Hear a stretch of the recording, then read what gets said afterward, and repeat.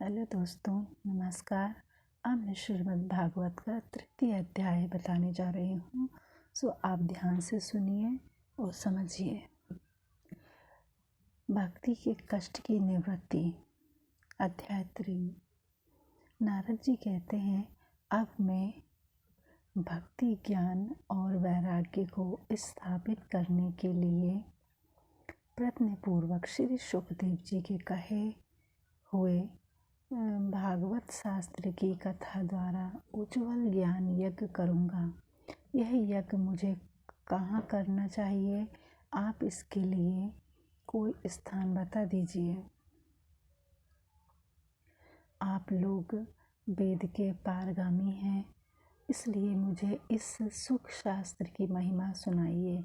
यह भी बताइए कि श्रीमद् भागवत की कथा कितने दिनों में सुनानी चाहिए और उसके सुनने की विधि क्या है। सनकादि बोले, नारद जी, आप बड़े विनीत और विवेकी हैं। सुनिए, हम आपको ये सब बातें बताते हैं। द्वारका के पास आनंद नाम का एक घाट है। वहाँ अनेकों ऋषि रहते हैं तथा देवता और सिद्ध लोग भी उनका सेवन करते रहते हैं। भांति भांति के वृक्ष और लताओं के कारण वह बड़ा सघन है और वहाँ बड़ी कोमल नवीन बालू बिछी हुई है। वह घाट बड़ा ही सुरमय और एकांत प्रदेश में है। वहाँ हर एक समय सुनहरे कमलों की सुगंध आया करती है।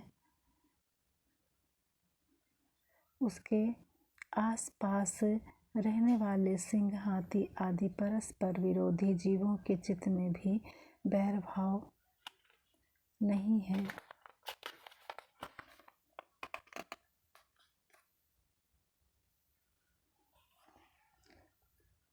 यदि आपको परम गति की इच्छा है तो अपने मुख से ही श्रीमद् भागवत के आधे अथवा चौथाई श्लोक का भी नित्य नियम पूर्वक पाठ कीजिए। ओमकार, गायत्री, पुरुष सूक्तम, तीनों वेद, श्रीमद् भागवत, ओम नमो भगवते वासुदेवाय। यह द्वादशाक्षर मंत्र 12 मूर्तियों वाले सूर्य भगवान प्रयाग सन्वत वत्सरूप काल, ब्राह्मण, अग्निहोत्र, गो, द्वादशी तिथि, तुलसी, वसंत ऋतु और भगवान पुरुषोत्तम, इन सब में बुद्धिमान लोग वस्तुतः कोई अंतर नहीं मानते।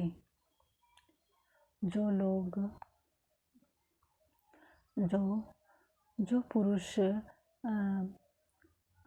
अहम निर्ष अर्थ सही श्रीमद् भागवत शास्त्र का पाठ करता है, उसके करोड़ों जन्मों का पाप नष्ट हो जाता है। इसमें तनिक भी संदेह नहीं है। जो पुरुष नित्य प्रति भागवत का आधा या चौथाई श्लोक भी पढ़ता है, उसे राज, सूर्य और अश्वमेघे यज्ञों का फल मिलता है। नित्य भागवत का पाठ करना, भगवान का चिंतन करना, तुलसी को सींचना और गौ की सेवा करना, ये चारों समान हैं। जो पुरुष अंत समय में श्रीमद् भागवत का वाक्य सुन लेता है, उस पर प्रसन्न होकर भगवान उसे वैकुंठ धाम देते हैं।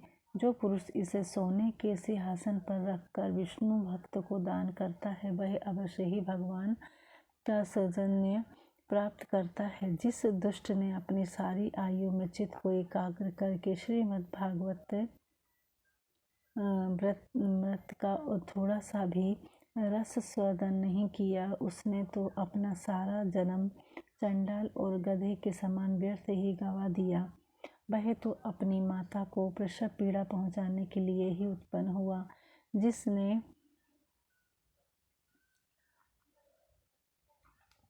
जिसने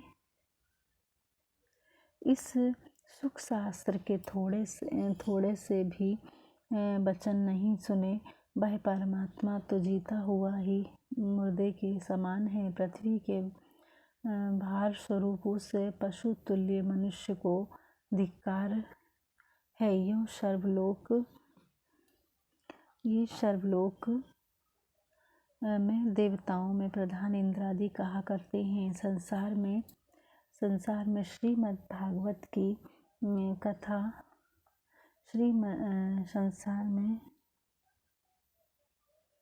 श्रीमद् भागवत की कथा का मिलना अवश्य ही कठिन है। जब करोड़ों जन्मों का पुण्य होता है तभी इसकी प्राप्ति होती है। नारद जी, आप बड़े ही बुद्धिमान और योग निधि हैं। आप प्रयत्न पूर्वक कथा का श्रवण कीजिए। इसे सुनने के लिए दिनों का कोई नियम नहीं है। इसे तो सर्वदा ही सुनना अच्छा है। इसे सत्य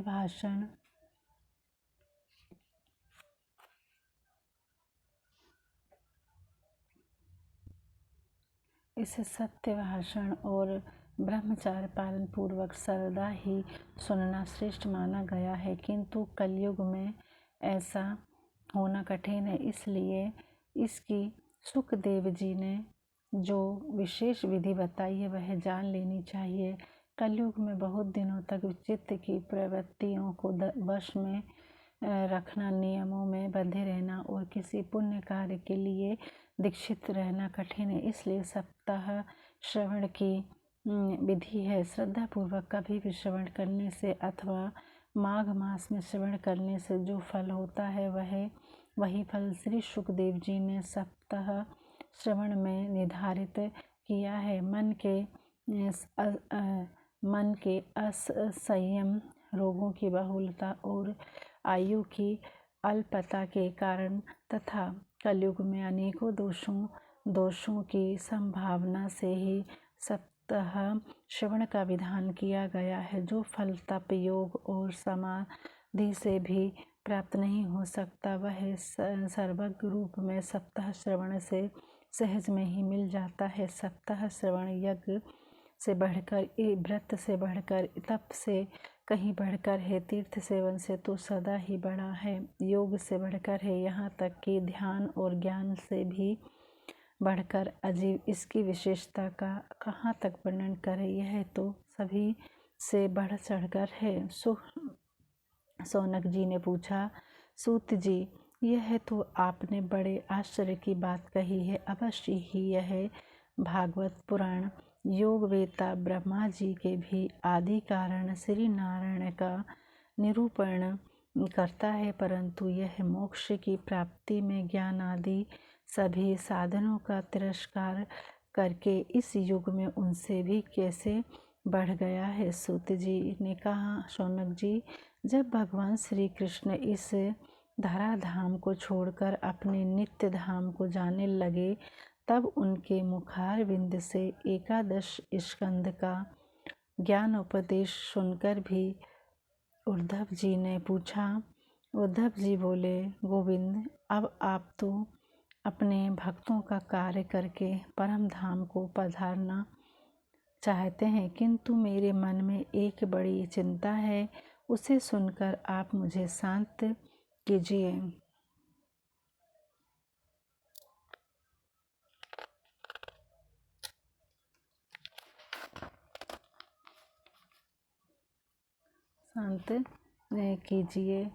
और अब घोर कलिकाल आया ही समझिए। इसलिए संसार में फिर अनेकों दुष्ट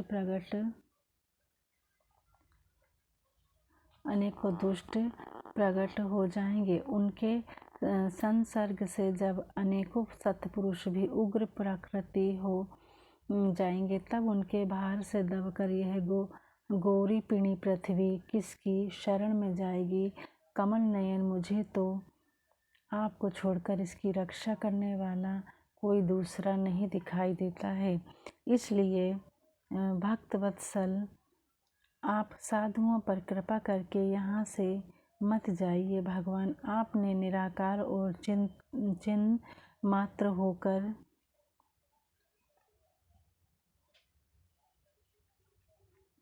चिन्मात्र होकर भी भक्तों के लिए ही तो यह सगुण रूप धारण किया है।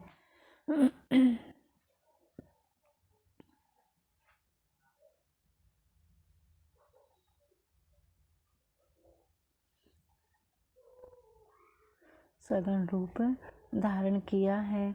फिर भला आपका वियोग होने पर वे भक्तजन पृथ्वी पर कैसे रह सकेंगे? निगुणोपासना में तो बड़ा कष्ट है, इसलिए कुछ और विचार कीजिए। प्रभाव क्षेत्र में उद्धव जी के ये वचन सुनकर भगवान सोचने लगे कि भक्तों के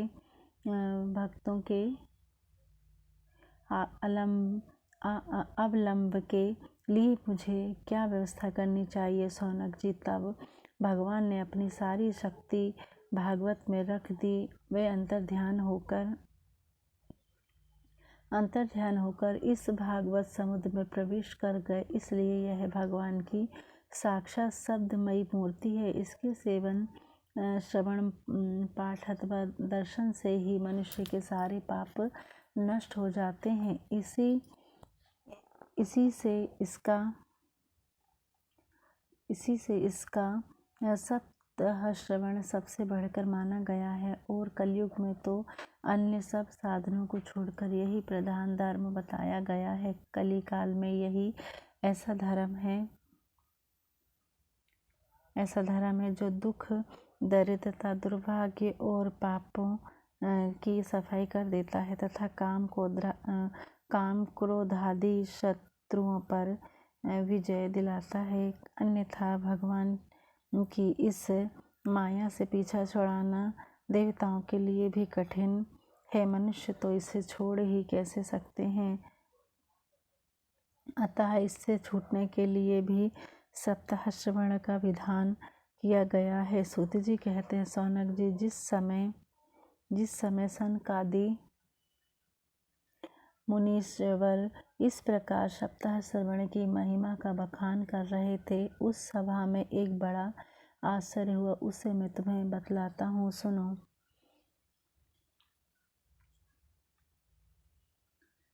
वहाँ